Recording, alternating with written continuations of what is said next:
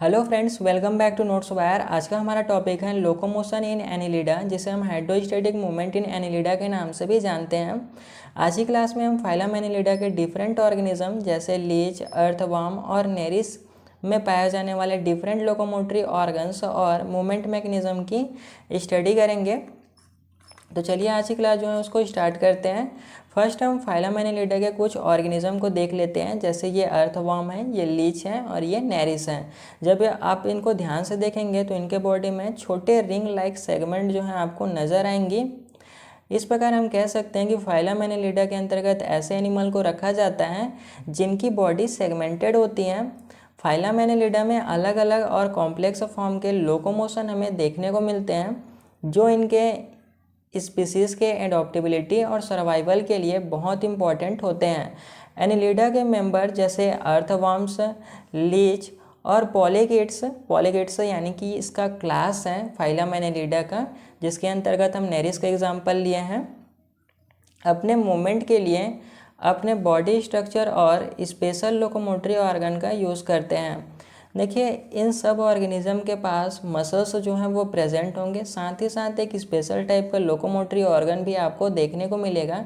जैसे हम अर्थवर्म की बॉडी को अगर अच्छे से ध्यान से देखेंगे तो इनकी बॉडी में आपको छोटे ब्रिस्टल्स, हेयर लाइक स्ट्रक्चर्स प्रत्येक सेगमेंट में दिखाई देगा, जिसे हम सीटी कहते हैं। ये सीटी जो होते हैं इनके लोकोमोशन में हेल्प करती हैं। लीच में एंटीरियर एंड और पोस्टीरियर एंड पर सकर प्रेजेंट होते हैं जो इनके लोकोमोशन में हेल्प करेंगे। साथ ही साथ अगर हम नेरिस की बात करते हैं तो नेरिस के लेटरल साइड पर दोनों साइड में आपको एक कॉम्प्लेक्स स्ट्रक्चर जो है देखने को मिलेगा, जिसे हम पैरापोडिया कहते हैं। इन पैरापोडिया के ऊपर सीटी जो होती हैं वो प्रेजेंट होती हैं। ये एक ओवरव्यू था लोकोमोटरी ऑर्गन का।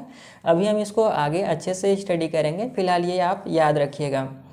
इन वर्म्स के लोकोमोशन में हाइड्रोस्टैटिक स्केलेटन, देखिए जब इनकी बॉडी को हम कट करके देखेंगे तो कुछ इस प्रकार से हमें 3 लेयर्स इनकी बॉडी में दिखाई देगी, एक्टोडर्म, मेसोडर्म और एंडोडर्म। एक्टोडर्म जो होती हैं सबसे आउटर लेयर होती हैं, जो कि रेड कलर की दिखाई गई हैं, और एंडोडर्म सबसे अंदर की लेयर होती हैं, जिसे येलो कलर में दिखाया गया है। और एक्टोडर्म और एंडोडर्म के बीच में मेसोडर्म होती हैं, जिसे ब्लू कलर के लेयर्स के रूप में दिखाया गया है। जब हम मेसोडर्म को ध्यान से देखते हैं तो इनमें वाइट कलर की आपको कैविटी दिखाई दे रही है, इसे हम सीलोम कहते हैं। ये सीलोम जो होता है फ्लूइड से फिल्ड होता है और हाइड्रोस्टैटिक स्केलेटन का फॉर्मेशन करते हैं। जैसे हमारी बॉडी में हड्डियाँ जो हैं क्या है कि स्केलेटन है और हमारी बॉडी को शेप प्रोवाइड करती है, साथ ही साथ मूवमेंट में भी हेल्प कराती हैं। उसी प्रकार से जो फाइलम एनिलिडा हैं उनके ऑर्गेनिज्म में हाइड्रोस्टैटिक स्केलेटन पाया जाता है,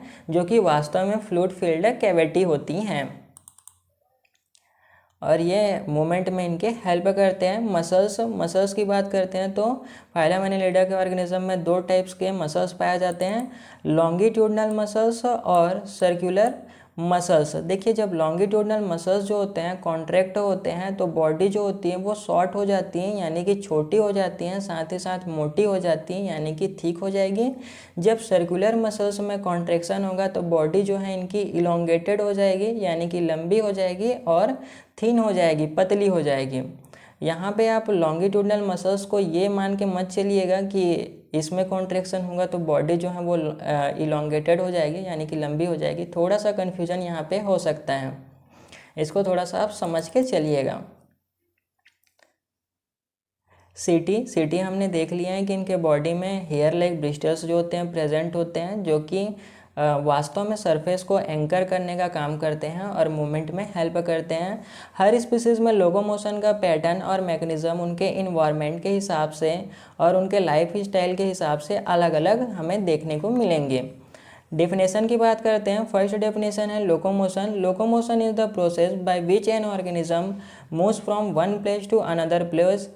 लोकोमोशन एक प्रोसेस होता है जिसके थ्रू ऑर्गेनिज्म क्या करता है, एक प्लेस से दूसरे प्लेस में मूवमेंट करता है, यानी मूव करता है।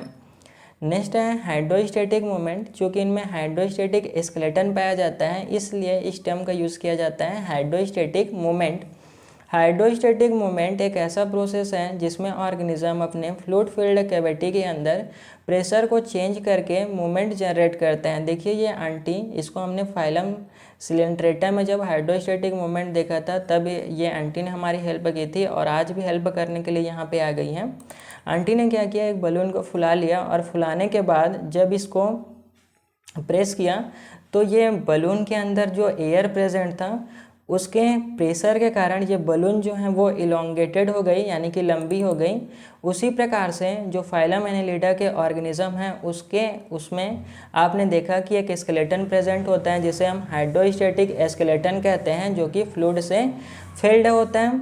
इसी फ्लूइड के फिल्ड होने की वजह से ये फ्लूइड जो है इनके बॉडी में एक प्रेशर जनरेट करता है, जिसकी वजह से आपको फाइलम एनिलिडा के ऑर्गेनिज्म में मूवमेंट जो है वो देखने को मिलती हैं।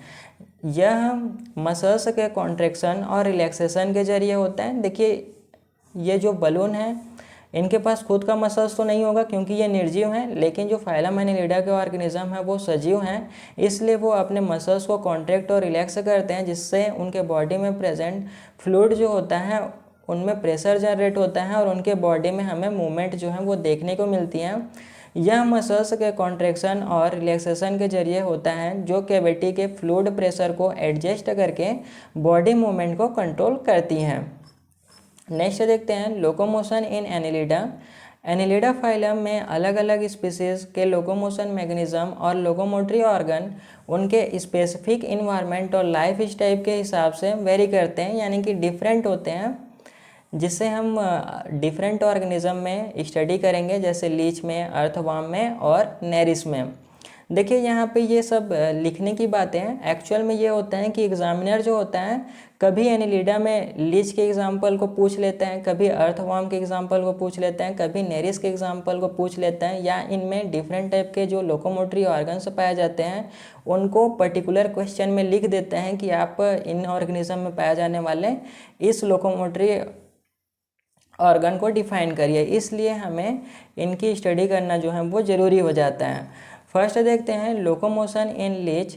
देखिए लीच जो होता है ये लिचड़ है, यानी कि ये डिफरेंट टाइप के इन्वायरमेंट में आपको देखने को मिलेगा। ये मराइन इन्वायरमेंट में प्रेजेंट होते हैं, फ्रेश वाटर में प्रेजेंट होंगे, टेरेस्ट्रियल में प्रेजेंट होंगे, और ये पैरासाइट भी होते हैं, यानी कि होस्ट से अपने न्यूट्रिएंट प्राप्त करते हैं और होस्ट को नुकसान पहुँचाते हैं। लोकोमोटरी ऑर्गन की बात करते हैं तो लीच के लोकोमोशन में दो मेन ऑर्गन्स जो होते हैं वो इन्वॉल्व होते हैं। पहला है सकर्स। लीच के दोनों एंड्स पर एंटीरियर और पोस्टीरियर सकर जो होते हैं प्रेजेंट होते हैं। ये सकर एक सरफेस पर अटैच होकर लीच को मूव करने में मदद करते हैं। देखिए जब हम इनके बॉडी को देखेंगे तो दोनों एंड पर आपको सकर जो हैं वो प्रेजेंट मिलेंगे।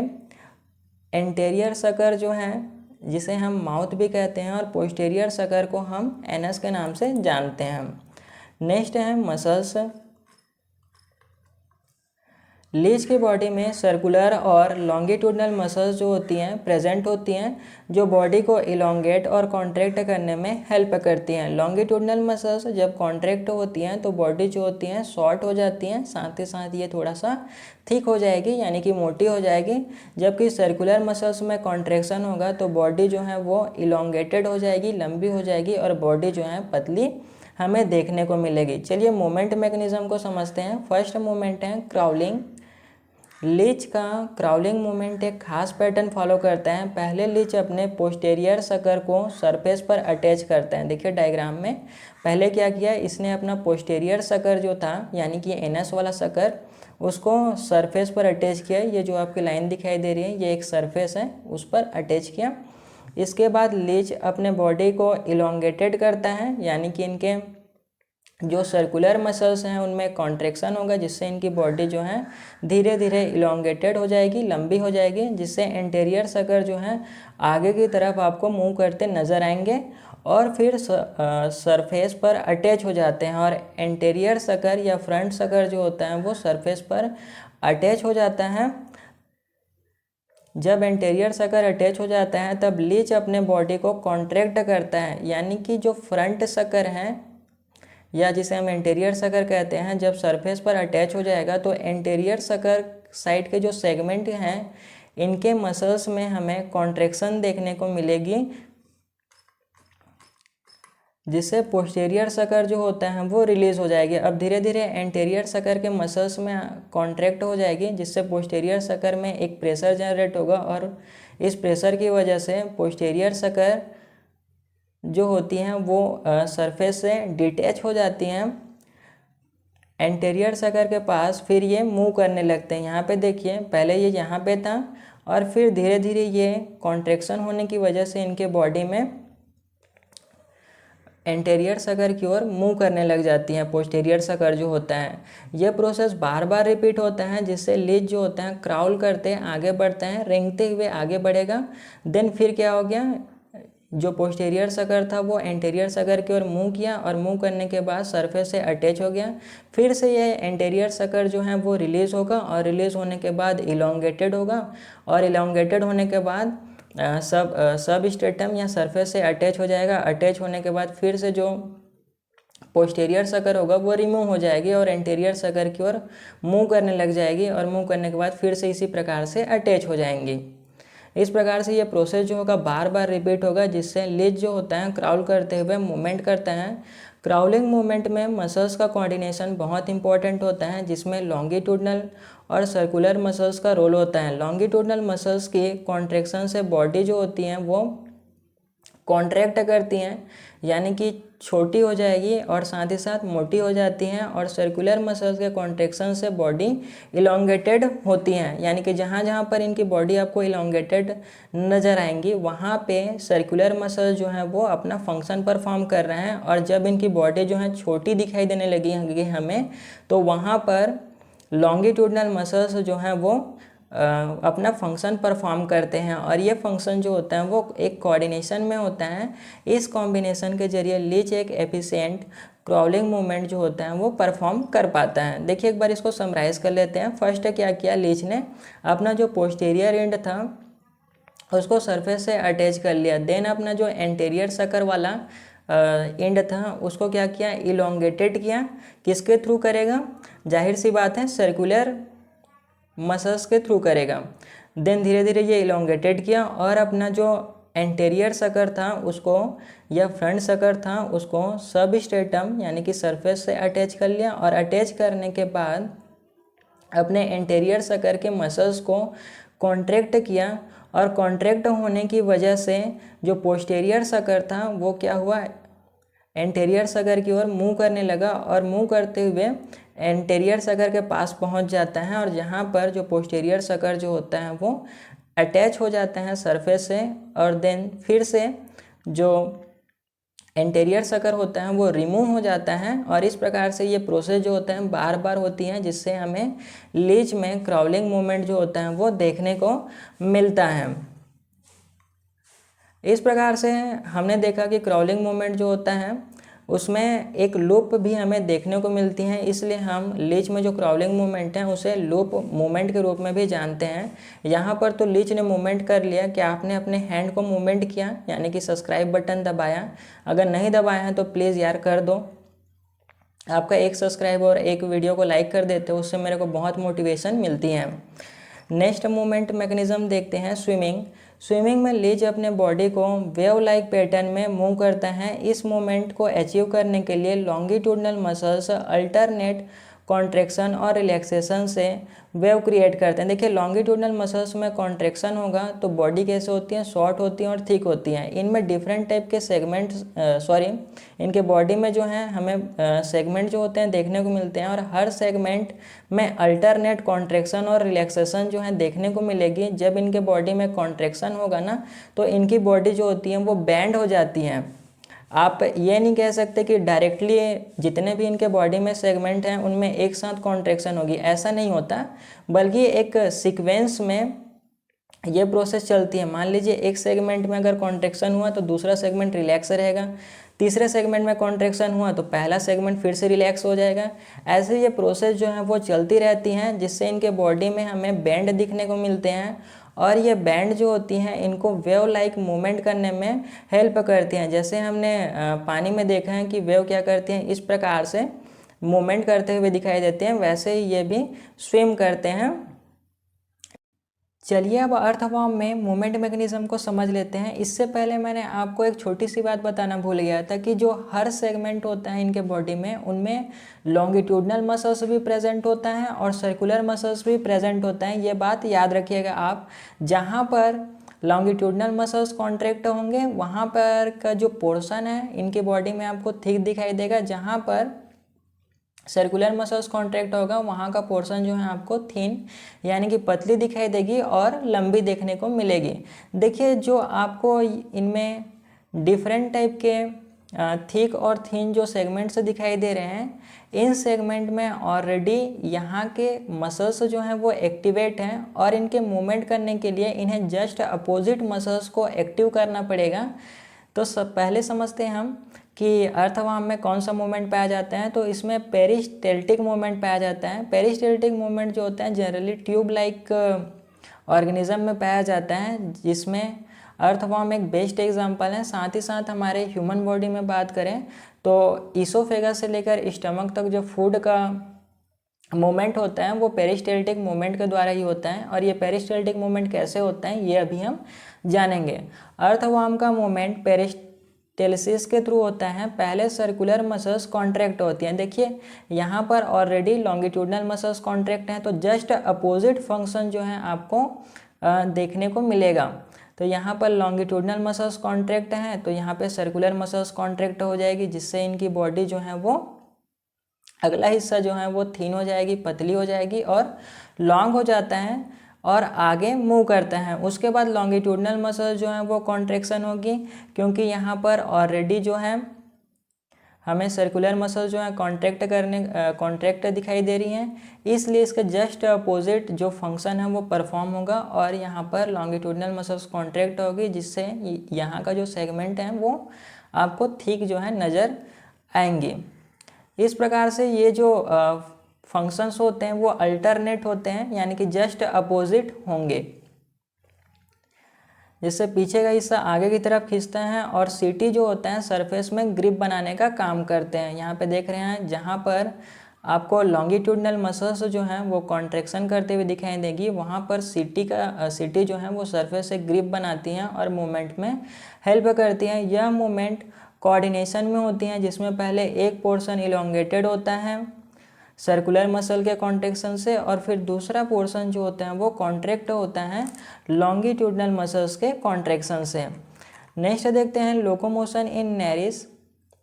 नेरिस जो होता है ये मराइन वाटर्स में पाया जाता है। इसके लोकोमोटरी ऑर्गन के देखते हैं पैरापोडिया। नेरिस के बॉडी के हर सेगमेंट में एक पेयर लेटरल पैरापोडिया एक्सटेंशन जो होते हैं वो प्रेजेंट होते हैं, जिन्हें हम पैरापोडिया कहते हैं।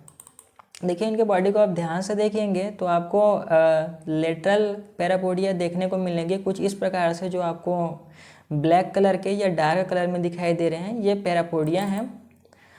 पैरापोडिया एक पैडल लाइक स्ट्रक्चर बनाते हैं जो स्विमिंग और क्राउलिंग दोनों में मदद करती हैं। पैडल लाइक स्ट्रक्चर यानी कि जैसे आपने नाव देखी है, नाव को जो खेने में यूज़ किया जाता है पतवार, उसके समान ही जो पैरापोडिया जो होती हैं वो स्ट्रक्चर बनाते हैं और स्विमिंग और क्रॉलिंग में मदद करते हैं। नेक्स्ट है सीटी। हर पैरापोडियम में छोटी हेयर लाइक स्ट्रक्चर होती हैं, ये आप देख रहे हैं, इन्हें हम सीटी कहते हैं। सीटी वाटर में ग्रिप बनाते हैं और नेरिस को स्टेबल रखते हैं। नेक्स्ट है मसल्स। यहाँ पर नेरिस होगा।